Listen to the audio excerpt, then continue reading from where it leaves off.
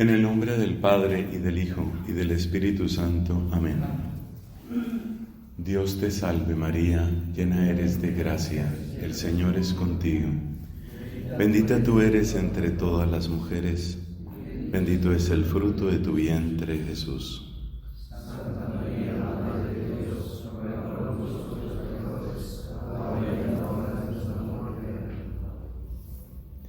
En el nombre del Padre, y del Hijo, y del Espíritu Santo. Amén. Hemos comentado en nuestra charla pasada sobre algunas dolencias, enfermedades y limitaciones que uno puede tener en su inteligencia, en su voluntad o en su memoria. Por ejemplo, en su inteligencia uno puede tener un sesgo, en el hecho de que uno se acostumbra solo a hablar con la gente que piensa como uno, a leer las cosas, los artículos, las páginas web que van en la línea de lo que uno ya cree, y por eso uno cada vez se reconfirma en sus propias ideas, pero cada vez su mundo se le vuelve más estrecho, más pequeño y más aislado. Esa es una enfermedad de la inteligencia, y ese inventario que hicimos la vez pasada nos va a servir, yo creo, porque uno siempre está en peligro de caer en esas enfermedades. Lo mismo la superficialidad o la morbosidad, ese tipo de cosas a todos nos pueden acechar. Hay enfermedades también de la voluntad, como la inconstancia o la sensualidad. Hay enfermedades de la memoria, como cuando una persona trata de estrangular una época de su vida, no recordar nada sobre ella.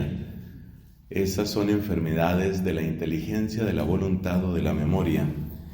Esa es una aproximación, cuando hablamos de inteligencia, voluntad y memoria, esa es una aproximación que podríamos llamar psicológica.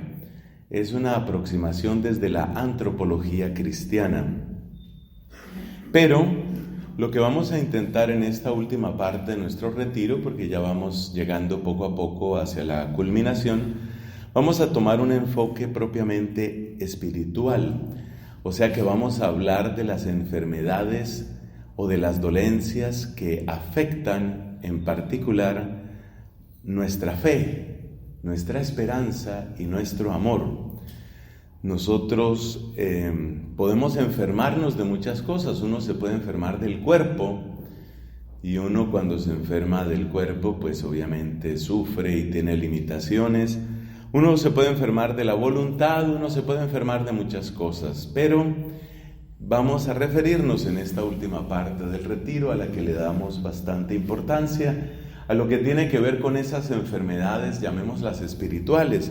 Y vamos a empezar por la fe. ¿Qué quiere decir una fe herida? Una fe herida, una fe lastimada, es algo muy serio, porque nos vamos a dar cuenta precisamente en la charla presente, en esta charla, nos vamos a dar cuenta que para cada uno de nosotros vale o debería valer lo que dijo San Pablo en el capítulo 2 de la carta a los Gálatas. Yo vivo de la fe en el Hijo de Dios. Yo vivo de la fe en el Hijo de Dios. Y seguramente recordamos también aquel texto de un profeta del Antiguo Testamento que dice: el justo vivirá por la fe. Entonces podemos ya suponer que perder la fe o enfermarse en la fe indudablemente supone una especie de muerte.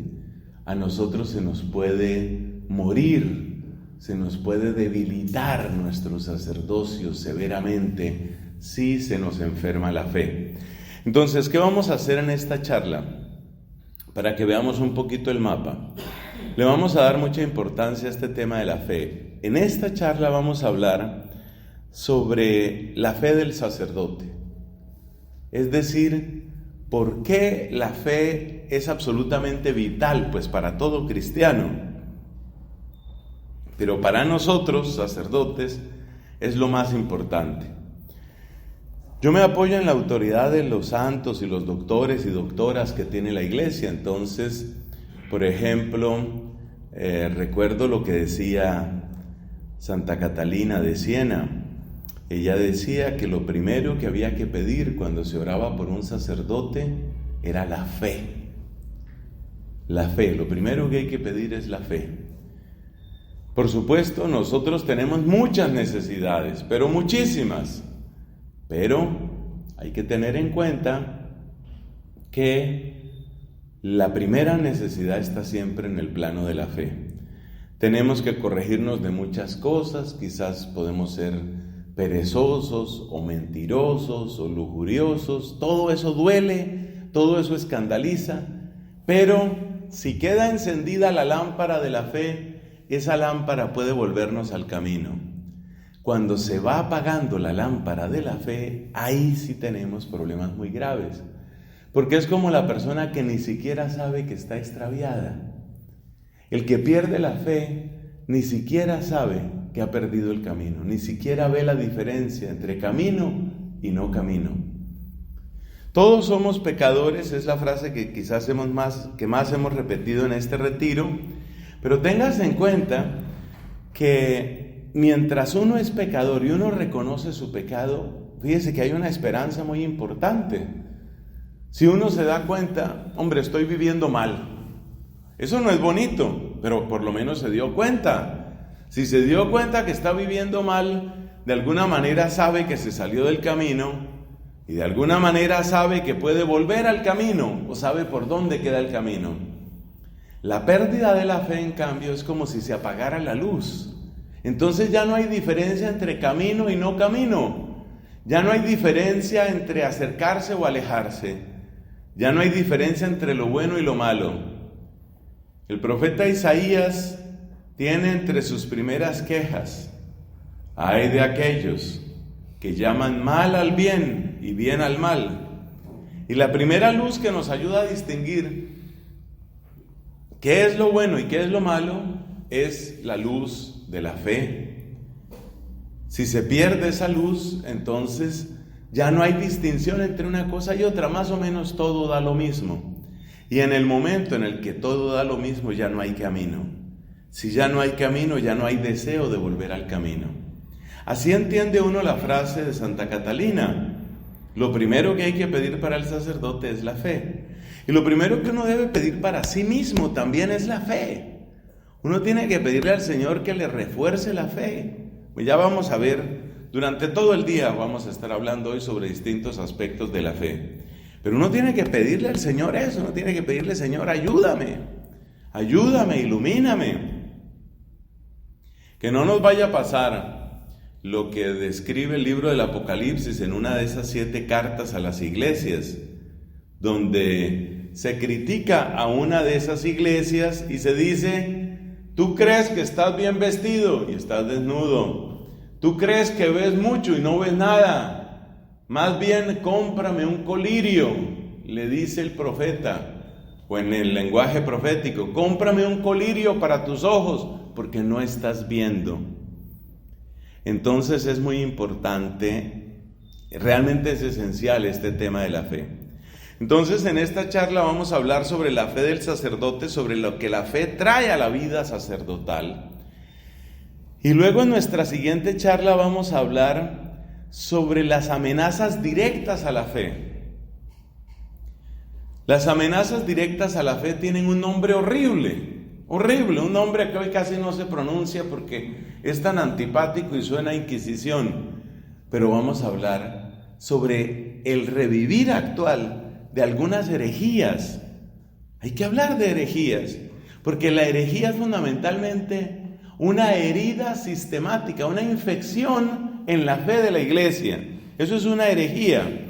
Entonces hay que hablar de herejías, no desde una posición arrogante. No es que nosotros nos vamos a poner como los buenos y los demás son los malos, sino más bien vamos a ver que todos tenemos que ayudarnos a protegernos de estas infecciones que nos hacen daño a todos. ¿Por qué? Porque si usted pierde o debilita su fe, eso también me desanima, eso también me baja, eso también me duele a mí.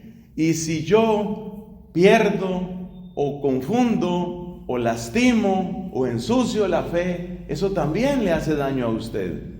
Realmente es impresionante la unión que, más allá de lo que nosotros alcanzamos a entender, la unión que hay entre nosotros sacerdotes. Y por eso la salud de la vida espiritual y la salud de la vida de fe en el sacerdote no es un acontecimiento solo individual, sino que tenemos que ayudarnos unos a otros. La carta a los Hebreos tiene una frase impresionante. Dice: miren ustedes que no vaya a crecer ninguna raíz amarga entre ustedes. Eso lo dice al conjunto del pueblo cristiano. Vale mucho más para nosotros sacerdotes, vale mucho más. Tenemos que ayudarnos con fraternidad, con caridad, con fe, por supuesto, con oración tenemos que ayudarnos, porque el daño no es solamente el daño visible, es un daño que repercute en la comunión de los santos. Entonces, en esta charla hablamos sobre la fe del sacerdote, luego hablamos sobre herejías y luego hablamos sobre algunos casos particulares y qué podemos hacer. Esas son las 3 charlas del día de hoy. Luego, con el favor de Dios, tendremos una predicación de cierre el día de mañana, un poco una conclusión. Y más o menos eso es lo que podemos ofrecer en este retiro. Bueno, entonces la fe del sacerdote. Vamos a mencionar 10 razones por las que la fe es absolutamente vital para nosotros. 10 razones. La primera, la fe nos conecta con el misterio de amor que hay en Cristo.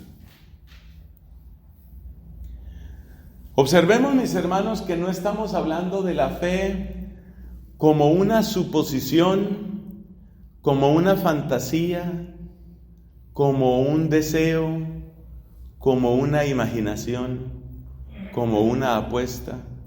Mire cuántas palabras dije.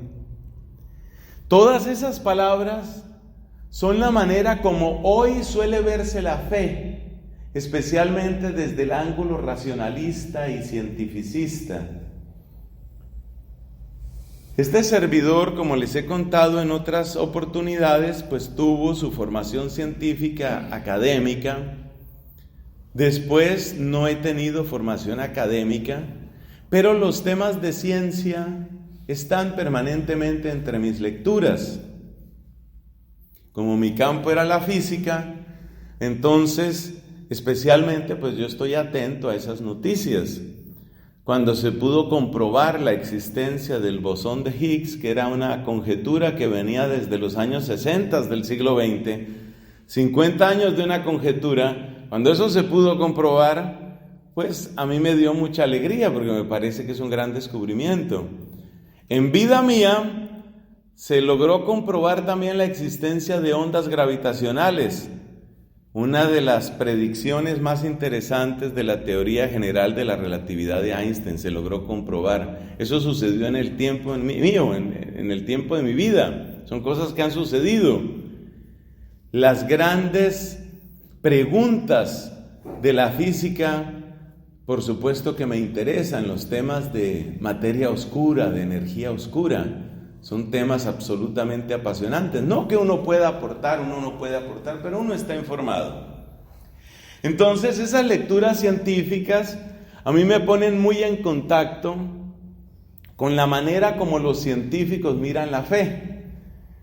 Y es cierto que hay muchos científicos creyentes, pero también hay muchísimos que no son creyentes. Y la manera como ellos hablan de la fe es como si la fe fuera un deseo, una fantasía, una hipótesis imposible de comprobar. Como que yo dijera, detrás de esta cortina tienen un león disecado. ¿Pero qué? ¿Usted lo ha visto? ¿Alguien le contó? No, ¿yo qué le digo? Créame que ahí hay un león disecado, ahí lo tienen. Hace 60 años tienen un león disecado ahí.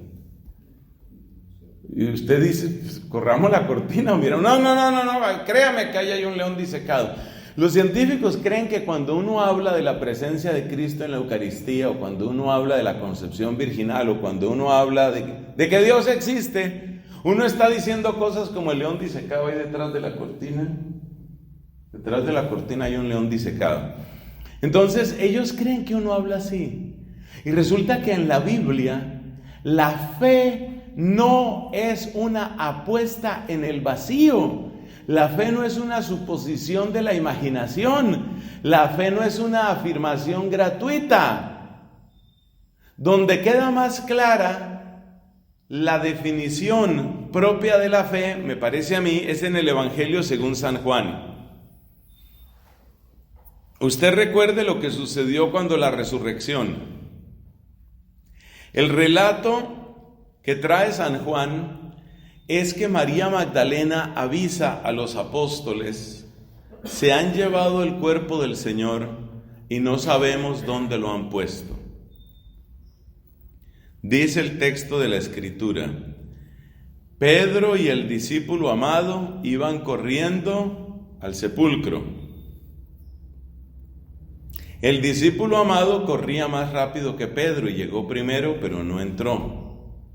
Todo ese detalle nos da. Le dio el primer paso a Pedro. Pedro entró y después entró el discípulo amado. Y ahí viene la frase que hasta me la aprendí en su lengua original en griego: kai eiden, kai episteusen. Y vio y creyó. Vio y creyó.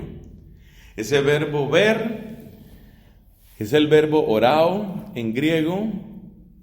Y ese verbo orao en el Evangelio de Juan tiene un sentido muy profundo. No es el simple ver como mirar, sino es el ver como leer, como darse cuenta, como percibir lo que hay ahí. Eiden es el aoristo, diríamos el pasado, de orao. Eiden quiere decir y vio, pero vio en ese sentido que no es solamente mirar, sino que es darse cuenta, leer. Por ejemplo, en el capítulo 6 de San Juan aparece también, en un momento clave aparece ese verbo orao. Dice Jesús a la gente: ustedes vienen a buscarme no porque hayan, una raya, los signos, sino porque comieron hasta saciarse. ¿Qué es lo que viene en la raya? Si uno mira las Biblias, hay distintas traducciones. Literalmente, lo que dice ahí es con el verbo orao. Lo que dice es: ustedes vienen a buscarme no porque ustedes hayan visto los signos. Acuérdense que en el Evangelio de Juan no se habla tanto de milagros, sino se habla de signos, que en griego se dice semeia. Ustedes vienen no porque hayan visto los signos, sino porque comieron hasta saciarse. Pero ese ver, si usted mira otras Biblias, a veces lo traducen por hayan entendido los signos, hayan comprendido, porque el verbo orao, en San Juan en particular, ese verbo significa no simplemente ver, como usted darse cuenta que hoy no hay nubes en esta parte del cielo. No es simplemente mirar.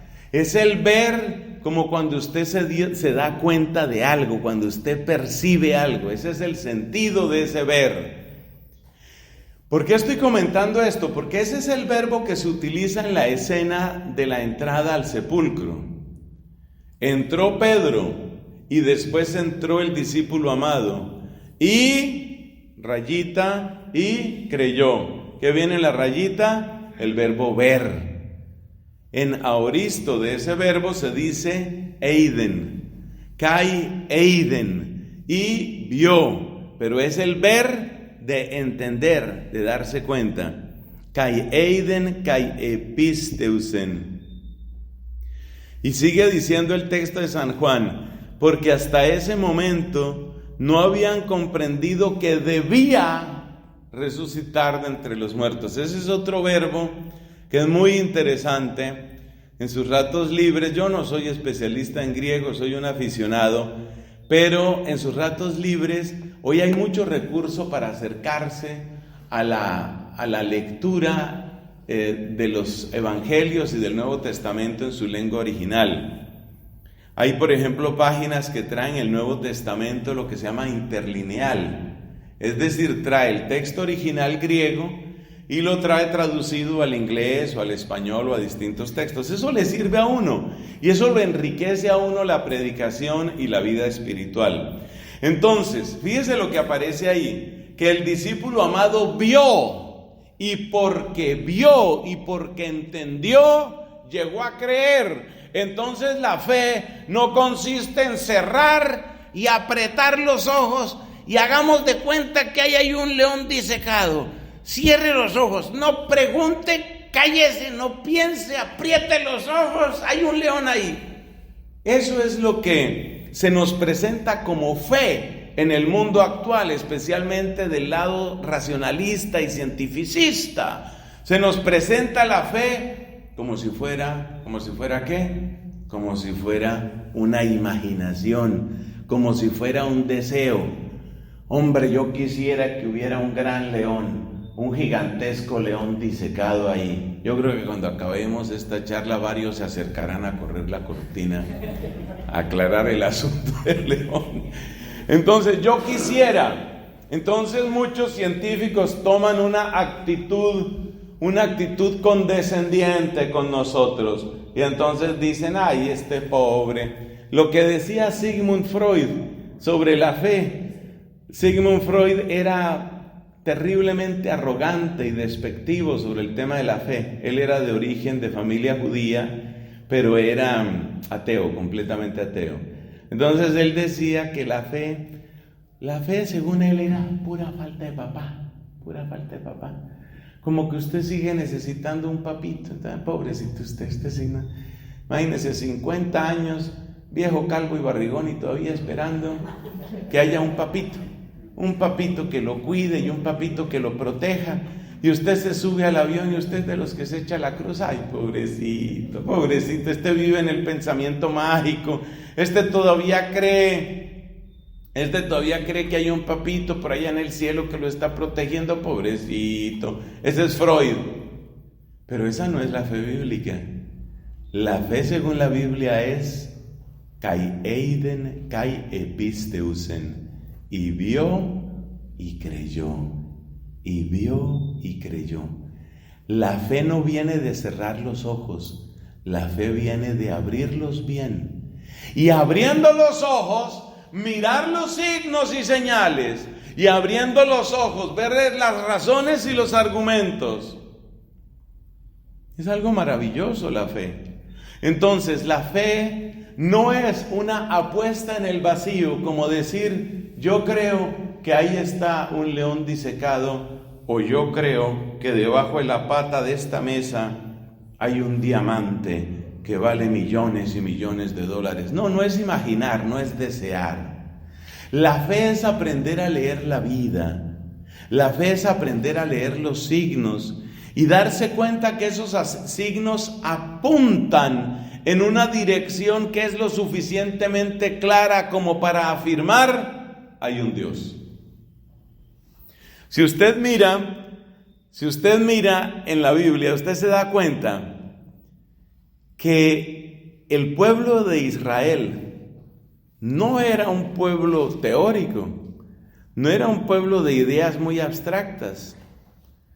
Pueblo de teorías y de abstracciones eran los griegos. Los griegos sí. Cuando uno se pone a pensar lo que dice sobre el ser, toon, dice en griego, lo que dice Parménides sobre el zen, el ser, entonces uno pues ahí se admira de la capacidad de abstracción y de teoría de ellos. Los judíos no. El pueblo judío, el pueblo de Israel, el pueblo semita en general, los pueblos semitas en general, son gente concreta. A mí me lo muestras, a mí no me vienes con promesas nada más ni con ideas. Entonces, ¿cómo pueden darse promesas en la Biblia? Pues hombre, si usted y yo hemos sido socios y usted siempre me ha respondido y usted me dice algo sobre el futuro, sobre la base de lo que usted ha hecho conmigo, la manera como me ha tratado, las veces que me ha cumplido, yo le puedo creer una promesa. Pero la promesa no empieza por una imaginación mía, no empieza por un deseo mío. La promesa empieza porque es que usted me ha mostrado que usted es de fiar. Usted me ha mostrado que es de fiar. Y esa es la manera como Israel llega a creer en Dios. Este es el Dios que te sacó de Egipto. Era imposible salir de Egipto. Egipto era la gran potencia del mundo conocido. Por supuesto, en esa época pues ya había aborígenes en Australia y había dinastías en China y había imperios en la India. Pero de ese mundo conocido, de todo lo que podía llegar a conocer un israelita, no había un poder comparable al poder del faraón. Y de ahí nos sacó Dios. Hay un estudio muy interesante que tiene este protestante convertido al catolicismo, o sea, debo decir, este católico, Fernando Casanova. Él tiene un estudio muy interesante sobre las plagas de Egipto. Y una cosa que yo le invito a que usted lo busque a Fernando Casanova en internet, y lo que él dice de las plagas de Egipto.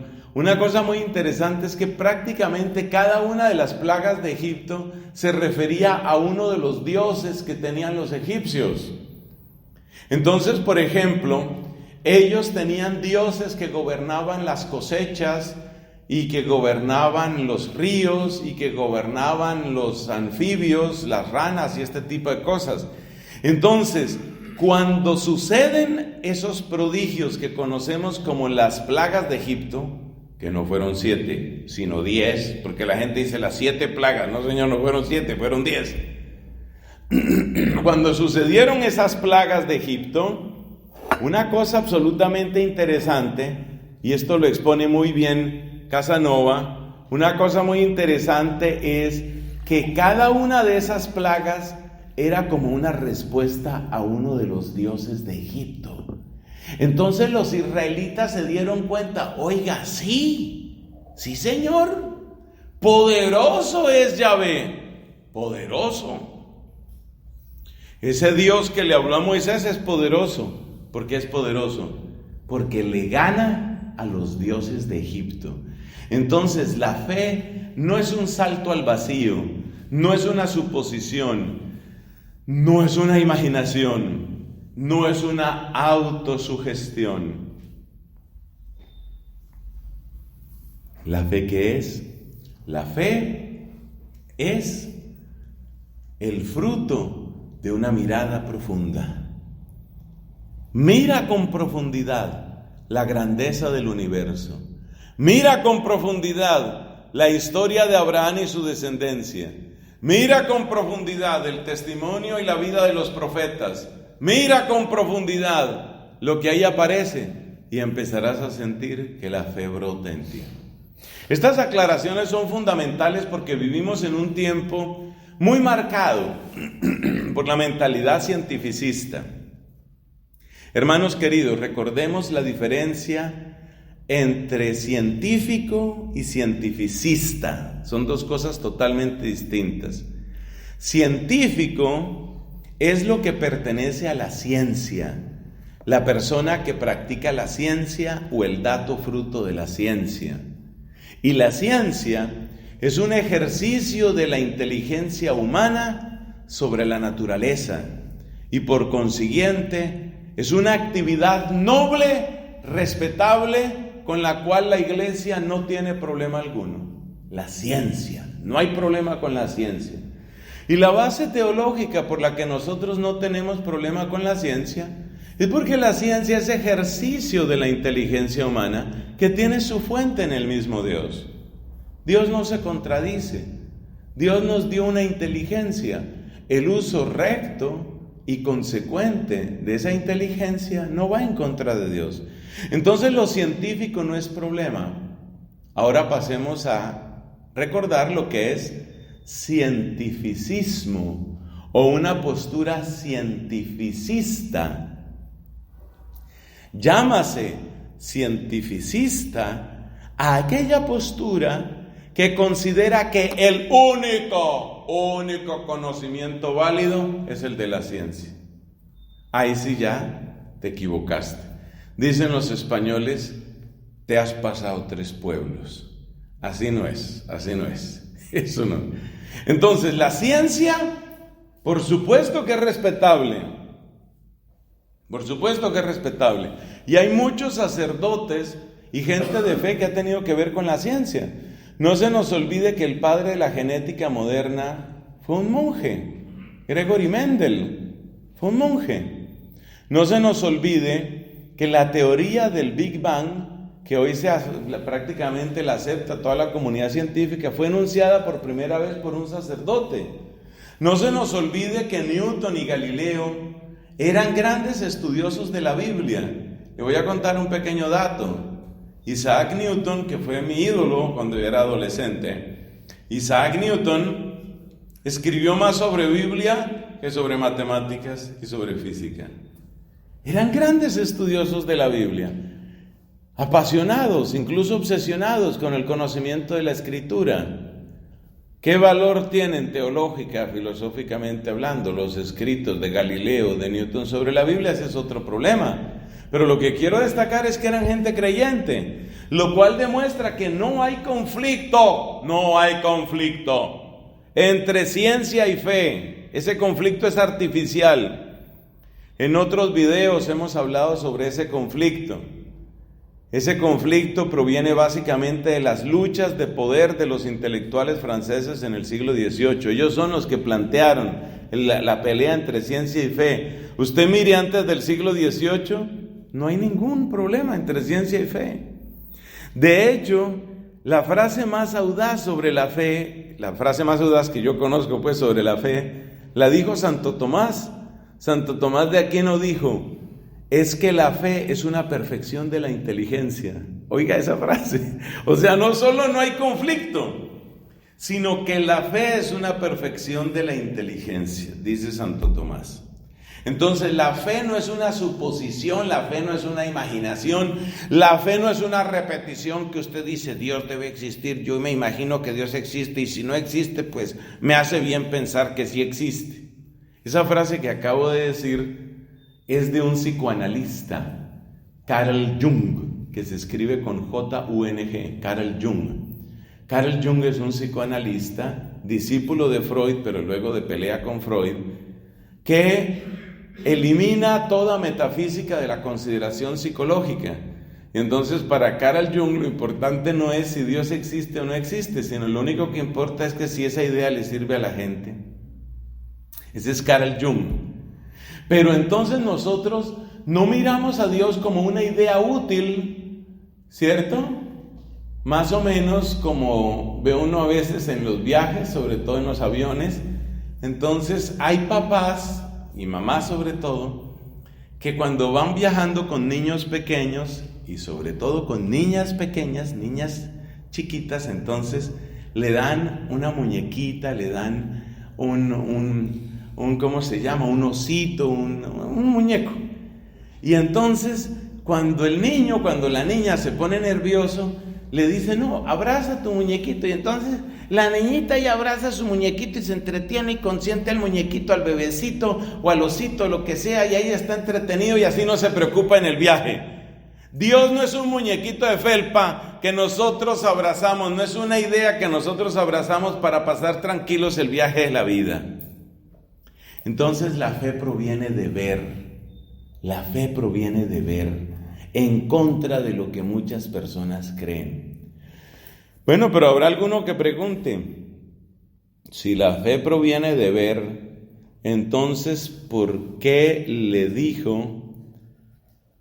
le dijo Jesucristo a Tomás, no seas incrédulo sino creyente? Tú creíste por haber visto, dichosos los que sin ver creyeron. Y le dice, no seas incrédulo sino creyente, meginu apistos, alapistos, dice, sé creyente. ¿Por qué dice eso? Porque resulta que lo que vio Tomás, que fue al Señor resucitado, no lo hemos visto la inmensa mayoría de los creyentes. Nosotros hemos visto otras cosas, pero nosotros no hemos visto, bueno, tal vez alguno haya visto al Señor resucitado, yo por lo menos no. Entonces no hemos visto al Señor resucitado. Y ese creer sin haber visto al Señor resucitado, eso le da un valor muy grande a nuestra fe. De eso habla el apóstol San Pedro cuando dice: vuestra fe acrisolada por el fuego es más preciosa que el oro. Entonces, la fe no es una imaginación ni es una sugestión. La fe proviene no de apretar los ojos cerrándolos, sino de mirar en profundidad.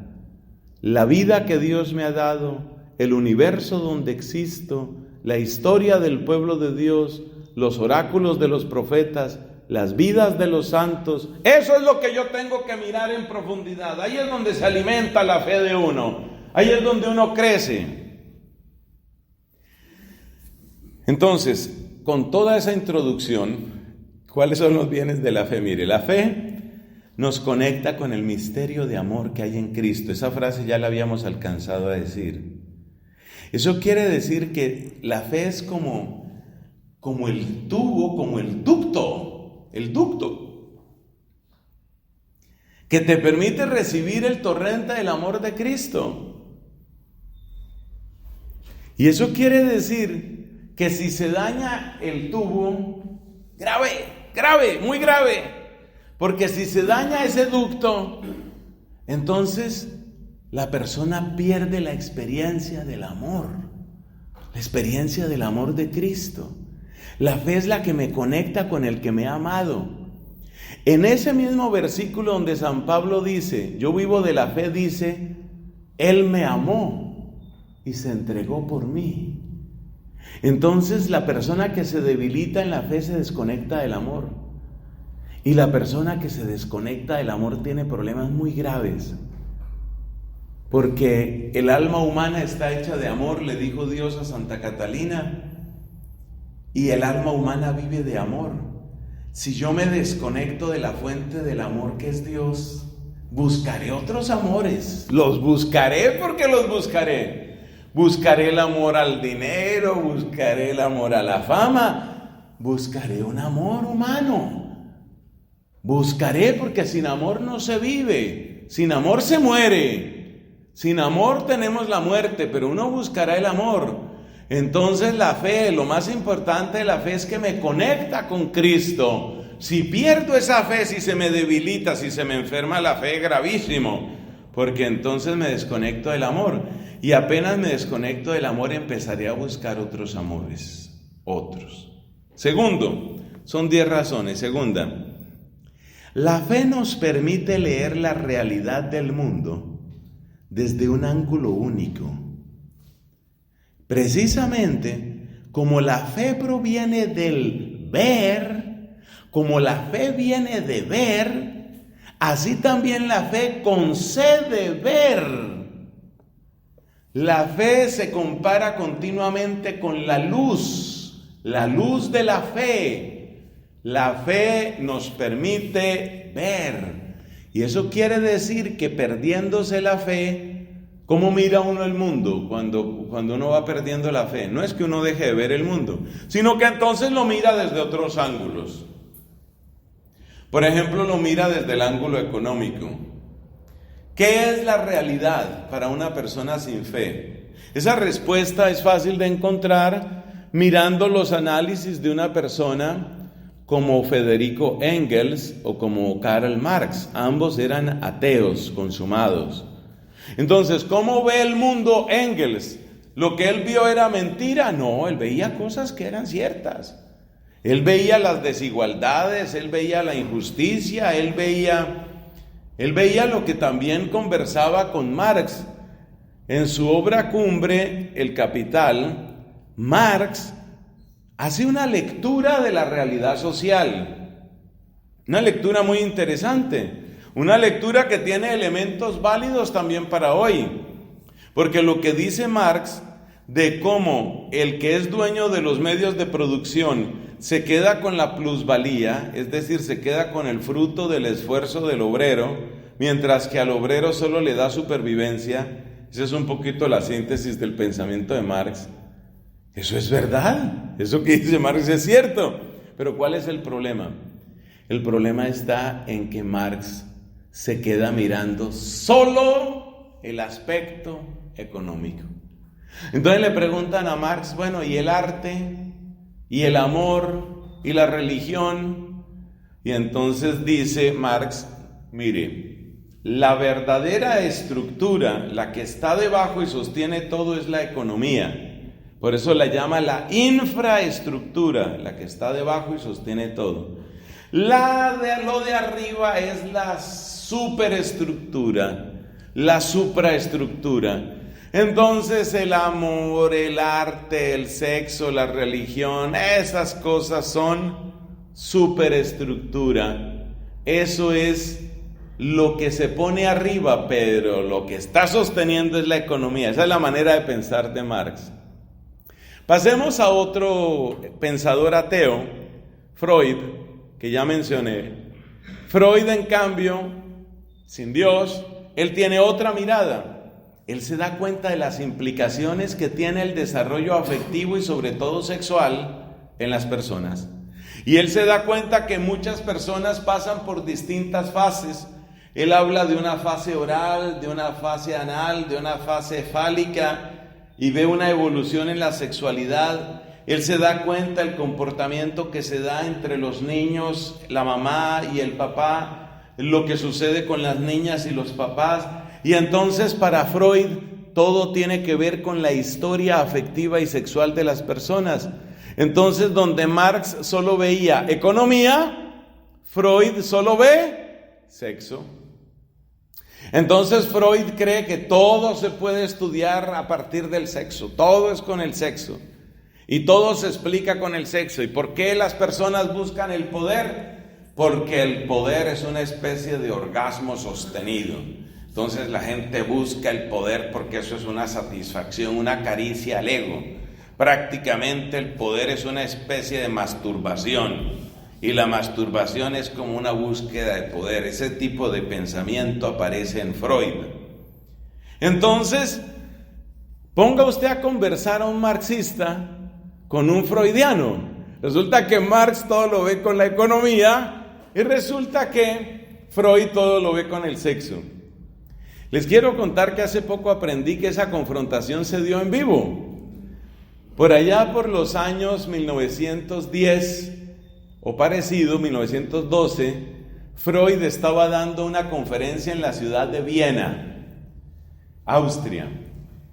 Y a esa conferencia asistió uno de los marxistas más brillantes y más radicales que ha conocido el mundo, que se llama León Trotsky.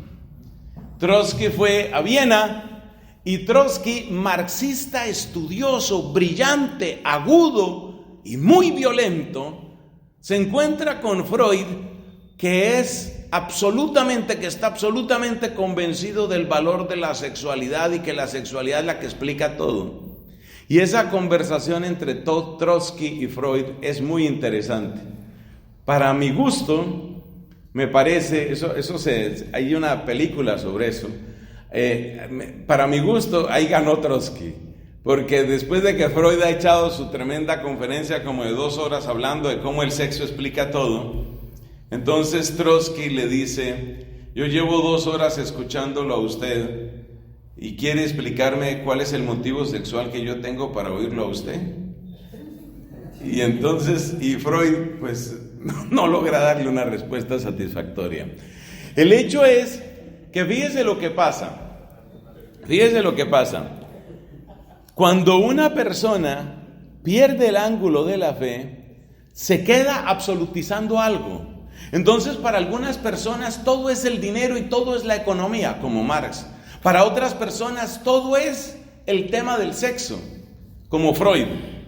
Para otras personas el tema es la vida y el poder de la vida. Eso lo dijo otro ateo llamado Federico Nietzsche. Entonces el vitalismo nietzscheano es otra de las miradas al mundo. Es la mirada al mundo de una persona sin Dios. Entonces, ¿vamos a decir que Nietzsche dijo solo tonterías? Claro que no, hombre. Nietzsche dijo muchas cosas no solo interesantes, sino ciertas, sobre todo antes de volverse loco, porque sabemos que murió loco. Pero Nietzsche dijo muchas cosas que eran ciertas y muchas críticas certeras, y Marx dijo muchas cosas ciertas, y Sigmund Freud dijo muchas cosas ciertas. Pero date cuenta que la persona que se queda sin Dios empieza a absolutizar un solo aspecto. Nosotros, si somos de verdad creyentes, estamos invitados a buscar la mirada más amplia posible. De hecho, ese es el verdadero propósito de los estudios de filosofía, por favor, para la gente que trabaja en el seminario. El verdadero propósito de los estudios de filosofía en la formación sacerdotal es dar una mirada amplia, tan amplia como sea posible, para que nuestros estudiantes puedan percibir, hombre, Marx acertó en sus cosas, pero hay otras que realmente no, y sobre todo su manera de absolutizar lo económico, lo que algunos han llamado una mirada pan-económica, o sea, todo es economía, no, tampoco. Freud tiene razón en algunos temas sexuales, nadie lo duda, pero hombre, decir que todo es sexo tampoco. Una formación filosófica buena para sacerdotes les ayuda a entrar en diálogo con las más diversas corrientes de pensamiento, pero además de buscar lo que hay de cierto en todas esas corrientes, una buena mirada, una buena formación filosófica debe ayudar a nuestros seminaristas para que ellos tengan su propio ángulo. ¿Cuál es ese ángulo? Ese ángulo aparece, por ejemplo, en el capítulo número 17 de los Hechos de los Apóstoles. En ese capítulo 17 tenemos cómo llega el apóstol San Pablo a Atenas. ¿Qué puede mirar uno en Atenas? Fíjense cuántas miradas se pueden tener sobre Atenas, ciudad milenaria. ¿Cómo se puede mirar a Atenas? Atenas lo puedes mirar de muchas maneras. Lo puedes mirar desde la historia militar. Las guerras entre las ciudades-estado, sobre todo con Esparta. Lo puedes mirar desde el arte, pintura, escultura, arquitectura. Lo puedes mirar desde la filosofía. Lo puedes mirar desde la política. O sea, yo creo que uno puede tener fácilmente una decena de miradas distintas sobre Atenas. Cuando llega Pablo a Atenas, por supuesto, queda desbordado por esa gran cantidad de arte, historia, política, literatura. Es que Atenas es grande en muchos sentidos. Pero ¿cuál es la mirada de él? Además de ser un hombre muy culto, porque Pablo era un hombre muy culto, ¿cuál es la mirada propia de él? Lo que a él le preocupa es, ¿y cómo queda la gloria de Dios aquí? Esa es la mirada de Pablo. Y esa es la mirada que el sacerdote tiene cuando tiene fe. ¿Y Dios cómo queda aquí? ¿Y la gloria de Dios cómo queda aquí? ¿Y el evangelio qué puede sumar acá? Entonces, si a mí, por ejemplo, me llevan, me invitan, me asignan a una región muy pobre, yo puedo tener muchas miradas. Por ejemplo, puedo darme cuenta que es una comunidad muy pobre y que hay un problema muy serio de agua. Esa es una mirada válida, por Dios, claro que sí. La gente está sufriendo. La gente está sufriendo y las lluvias son muy inciertas. Hay una cantidad de enfermedades por agua en mal estado. Entonces, yo soy sacerdote, llego allá y me doy cuenta que hay un problema de agua.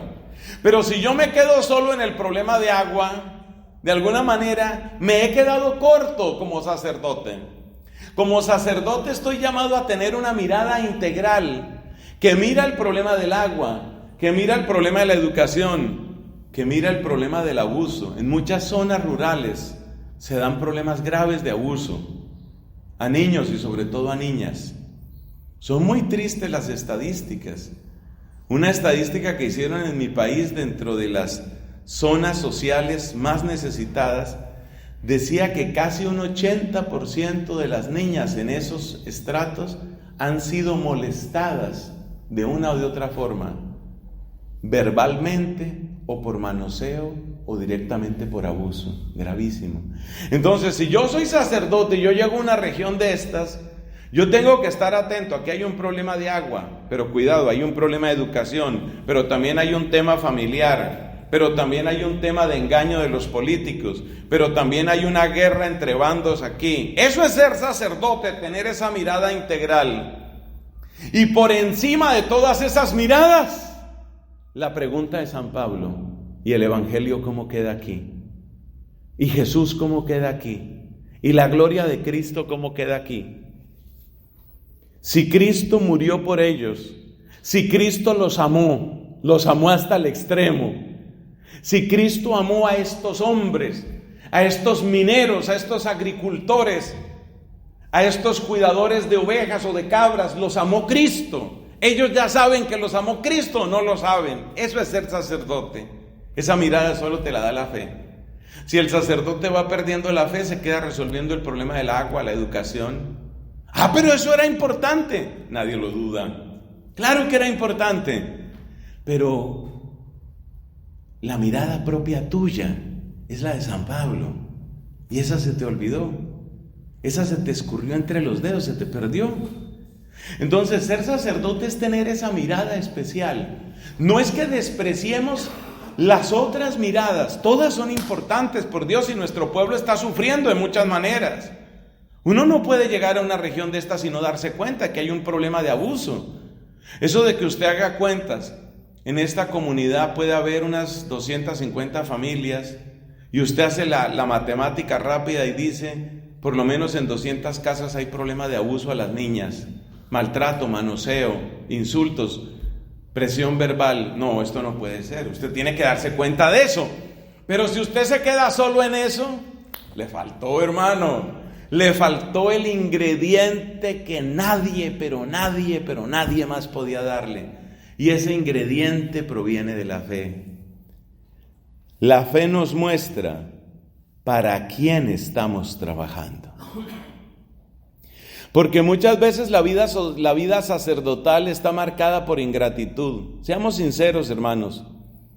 Hay lugares donde a uno la gente lo quiere y hasta lo quiere muchísimo y lo quiere demasiado. Hay lugares donde la gente se desborda en generosidad, pero no nos faltan, yo creo que a los que estamos aquí no nos faltan experiencias feas, experiencias de ingratitud. O a veces el trabajo de uno, la gente lo valora, pero los hermanos sacerdotes no, o el obispo no, o la familia de uno no. No sé si les conté lo que me pasó a mí mismo en mi familia, que después de años, como yo sigo siendo, pues lo que soy en mi comunidad, un profesor que tiene unas horas en la universidad y que hace esto, predicaciones de retiros, y yo llevo años en esto. Entonces hay gente en mi familia que dice, pero usted no lo van a ascender, usted no va a ser siquiera, no lo van a nombrar, ¿cómo es? Vicario, usted no lo van a nombrar provincial, no lo van a nombrar obispo, no. La gente cree que uno tiene que estar ascendiendo. Entonces, la fe es la que te muestra para quién estás trabajando. Y la fe es la que hace que uno pueda tener paz.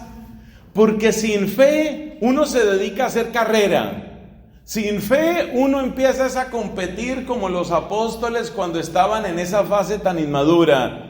Que estaban era buscando cuál es el primero, dónde está el primer puesto, a ver, que uno se siente a la derecha y el otro a la izquierda. Sin fe uno está en esas, o con una fe raquítica, con una fe enferma, uno se queda solo en eso. La fe, esa frase es muy importante, exactamente. La fe nos revela qué es la iglesia. La fe nos revela qué es la iglesia. Mire, uno sin fe, ¿cómo mira la iglesia? Uno mira la iglesia como nos critica el mundo. Manada de hipócritas, inquisidores, pederastas, ladrones. ¿Qué no nos dicen? ¿La iglesia qué es? Póngase a pensar. Anoche teníamos nuestra celebración penitencial y seguramente de nuestro corazón lo que salieron Fue una cantidad de alimañas y cucarachas y ratas y pecados que tenemos. Y esa es la iglesia. Y estos somos los sacerdotes. Entonces, claro, si uno no tiene fe, ¿qué es lo que uno ve en la iglesia? Un poco de gente incoherente. Seguidores de Cristo. Dicen que van a seguir a Cristo. Y en las convivencias vocacionales dicen: Señor, me has mirado a los ojos. Y lloran. Y mírenlos después, mire, los tales sacerdotes, mire cómo están los sacerdotes. Entonces, eso que dice la gente afuera, eso también lo puede sentir uno. Y hay momentos en que uno siente: ¿yo en qué empresa es que estoy, oiga? ¿Qué tipo de institución es esta? Con tanta intriga, con tanta cosa, ¿esto qué? ¿Yo dónde fue que me vine a meter? ¿Esto aquí qué es? Solamente la fe ayuda. Bueno, ¿y cómo le ayuda la fe a uno en esa realidad tan dura de la iglesia? No es maquillar las cosas. Acuérdese que dijimos que la fe no consiste en cerrar y apretar los ojos. Entonces la fe no consiste en que yo hago de cuenta que no está pasando nada. La fe no consiste en que si yo soy miope, como es el caso mío, me quito las gafas, me aprieto los ojos y digo: todo está bien, todo está bien, todo está bien, yo prefiero no mirar, no pensar, yo sigo. No, esa no es la fe. Entonces, ¿cómo puede uno ver esta institución? ¿Cómo puede ver uno las realidades de lo que está pasando en la iglesia? ¿Usted cree que yo no me doy cuenta las intrigas, las mentiras, el poder de la adulación? Eso duele mucho. Cuando uno se da cuenta que hay gente que es especializada en eso, ¿no? En la adulación. Y están ahí alrededor, sonrisita, invitación. Claro, siga por favor, sigue así. Y siempre la sonrisita. Y ve uno que les funciona, y les funciona, y les sale bien. Y uno piensa para sus adentros, y uno dice: no, esto sí es mucha hipocresía, caray. Y aquí fue donde vine yo a parar. Ya me lo decía mi papá que va a meterse allá. Bueno, pero aquí estoy. Entonces, ¿en qué consiste la fe cuando uno mira estas realidades de la iglesia? Porque ahí es donde uno se enferma de la fe. ¿En qué consiste la fe entonces cuando uno ve estas cosas? No es que uno cierre los ojos, sino que el que tiene fe no ve fotos, ve procesos. ¿Cómo le ayuda a uno la fe a ver a la iglesia? El demonio ve fotos y el demonio publica fotos y el demonio imprime las fotos.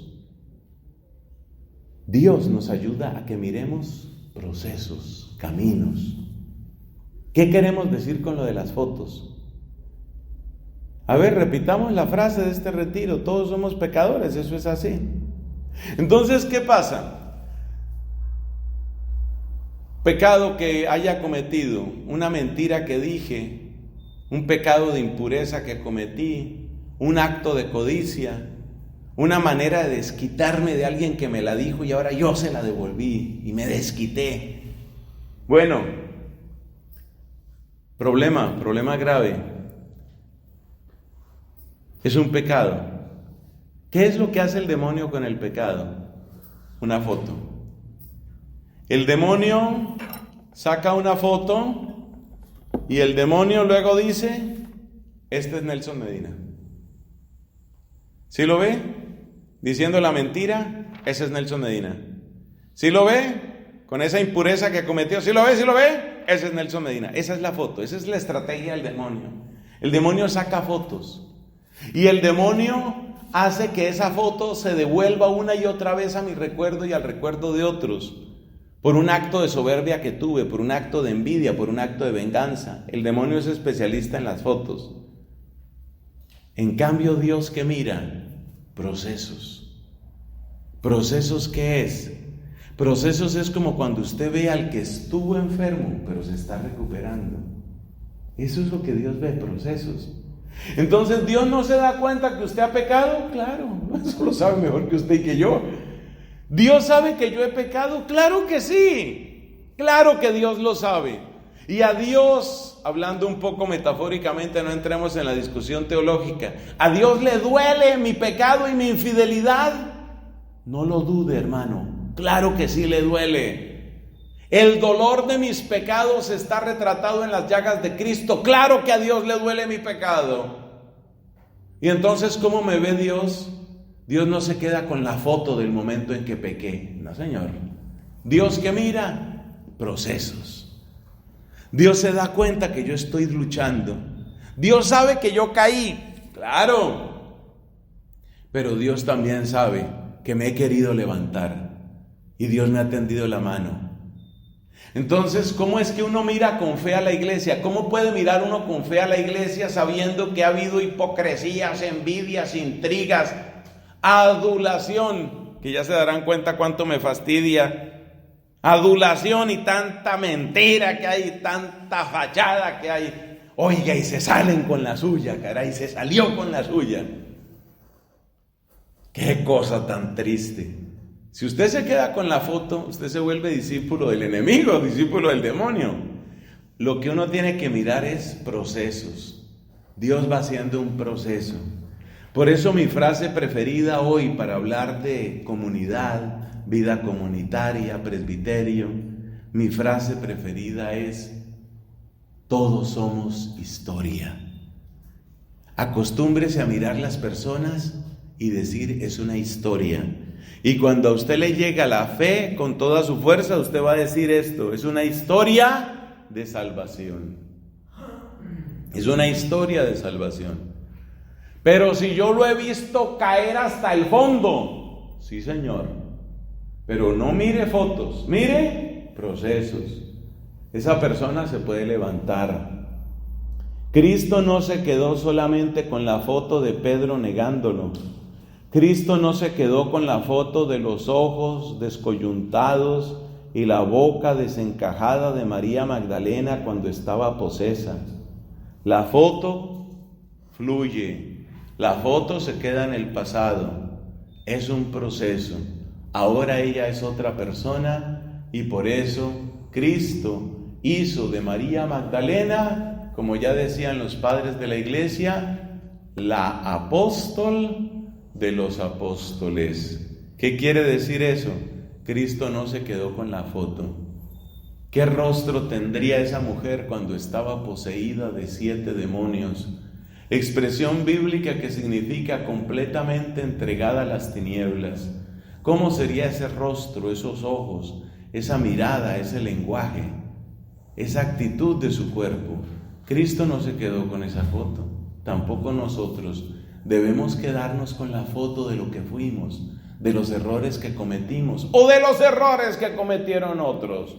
No se quede con fotos.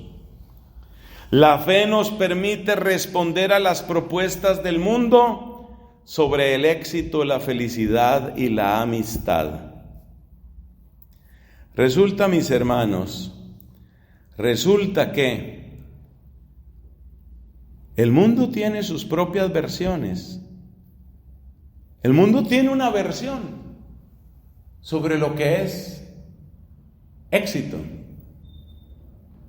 Y en esa definición de éxito, yo soy un fracasado.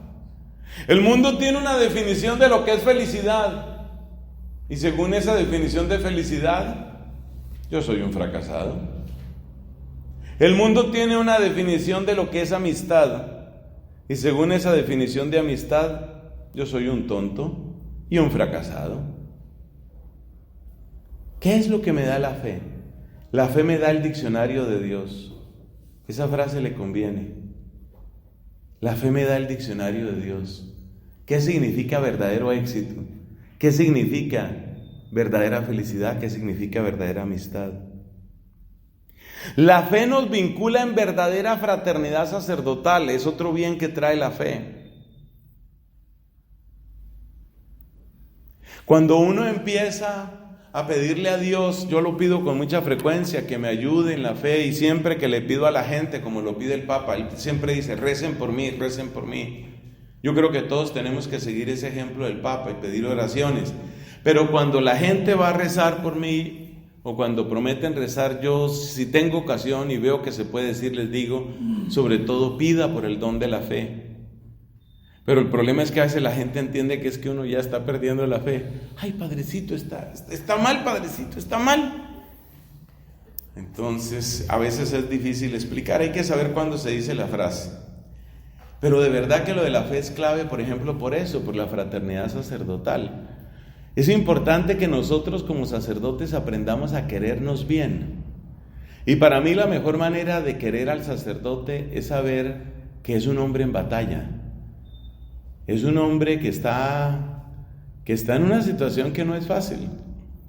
Esa imagen también la utiliza el Papa Francisco, ¿no? Dice que la iglesia es como una tienda de campaña, como un hospital de campaña en una guerra, ¿no? Pues en el sentido de que no es fácil, esto no es fácil para nadie. ¿Quién va a decir que es fácil la vida sacerdotal? Nadie puede decirlo. Entonces, si la vida sacerdotal no es fácil, ¿yo cómo tengo que aprender a mirarte? Hombre, te cuesta trabajo, estás en batalla. Tal vez las batallas tuyas no son exactamente las mías, porque es que cada uno tiene también su propia batalla, ¿no? Pero todos estamos en batalla. Entonces uno aprende a querer a los sacerdotes, pero desde la fe, porque sin fe uno ni siquiera ve la batalla. La fe nos hace conscientes de lo que podemos dar al mundo. Nos dice el Papa Francisco, no se encierren en sus despachos parroquiales a esperar que la gente llegue. No se encierren. A veces cuando la situación económica está suave, uno tiene la tentación de encerrarse en su comodidad. Y resulta que el Papa nos está advirtiendo, y yo creo que es Cristo el que nos está hablando ahí, dice, no se encierren en su comodidad, hay que salir. Iglesia en salida. Pero ¿a qué va a salir uno si no siente que tiene algo que dar? Por eso, aquí está la fe. La fe es la que me muestra todo lo que yo tengo para dar. Es impresionante lo que sucedió con ese gran sacerdote, lo quiero y lo admiro mucho, Don Bosco, el fundador de los salesianos. Cómo él, en la ciudad de Turín, vio oportunidades para el evangelio. ¿Cuál era el fenómeno que había en Turín en la primera mitad del siglo XIX cuando llegó San Juan Bosco allá? ¿Cuál era el fenómeno? Pandillas juveniles. ¿Y cuál era la solución de la gente frente a las pandillas juveniles? Unos, aguantarse, porque ¿qué se va a hacer con esos vándalos? Otros, pedir más policía. Otros, más cárceles para esa gente. Don Bosco se dio cuenta que tenía algo para dar. Eso es lo que da la fe. La fe te hace consciente que tú tienes mucho para dar. Tú tienes dones, tú tienes talentos. Los tuyos no son los míos no son los tuyos, tú tienes dones. Tal vez las cosas que tú puedes hacer, las cosas a las que el Señor te llama, no son las mismas que yo puedo hacer, pero eso no importa, lo importante es que tú tienes algo importante para dar. Yo no tengo el don que tuvo este gran sacerdote, Don Bosco, para ese trabajo con las pandillas juveniles. Él sí, entonces él puso ese don. Y empezó a trabajar con estos jóvenes, primero en planes diurnos, durante el día mantenerlos ocupados, pero también acogidos y también amados y también útiles. Y después se lanzó a tener hogares. Entonces ya empezó a tener hogares para esos jóvenes. Una obra muy bella. Él se dio cuenta que tenía algo para dar. Él hubiera podido quedarse tranquilo por ahí en alguna parroquia. No digo que esté mal la vida parroquial, sino digo, él se hubiera podido encerrar en la comodidad. Nadie lo estaba obligando, pero él se dio cuenta que tenía algo para dar. La fe nos ayuda a percibir la voz de Dios en lo cotidiano. Nos vuelve sensibles al paso del Señor. La fe nos ayuda a percibir los peligros. A veces uno se está sometiendo a unos peligros. Haga de cuenta que usted va por una de estas carreteras de la sierra, que a veces no son carreteras. Lo mismo en mi país que aquí, a veces son trochas, francamente trochas. Y usted ni conoce muy bien el camino. Y usted va de noche y está oscuro. Y ahora apague la luz y acelere. Pues eso acaba mal. Eso acaba mal. Entonces la fe es la luz encendida. Y le ayuda a uno a ver muchos peligros. Esta amistad no me conviene, ese lugar no me conviene, este negocio no conviene. Esos peligros se ven porque la fe es una lámpara portentosa. Y finalmente, la fe nos permite saber cuál es la recompensa. Acuérdese San Pablo en la segunda carta a Timoteo. Yo estoy a punto de ser sacrificado. Sé que el Señor justo juez me dará la corona, y no solamente a mí, sino a todos los que hemos mantenido la fe. He recorrido el camino, he peleado mi combate, he mantenido la fe, dice San Pablo. He mantenido la fe, ¿ve? He mantenido la fe. Eso a veces uno se estrella y uno llega así un poco magullado, pero hay que llegar al final. Así sea un poco magullados, pero hay que llegar hasta el final. Y hay que saber de quién es la recompensa y cuál es la recompensa. Y San Pablo no duda en decir, me van a matar, a mí me van a matar, a mí me van a ofrecer en sacrificio. Pues sabemos que fue decapitado, ¿no? En el lugar donde fue decapitado se recuerda, ese lugar se recuerda con la Basílica de San Pablo extramuros, allá en Roma. Entonces, Pablo sabe, a mí me van a matar, pero yo sé lo que viene después. Impresionante. Yo sé lo que viene después. Hermanos, el tesoro de la fe es muy grande, y por eso cuando uno pierde la fe, uno pierde todo esto que hemos dicho.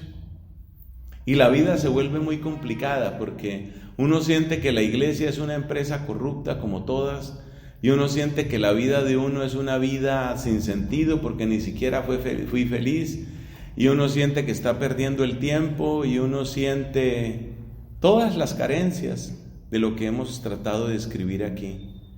Por eso hoy es el día para pedirle al Señor, sáname, sana mi fe.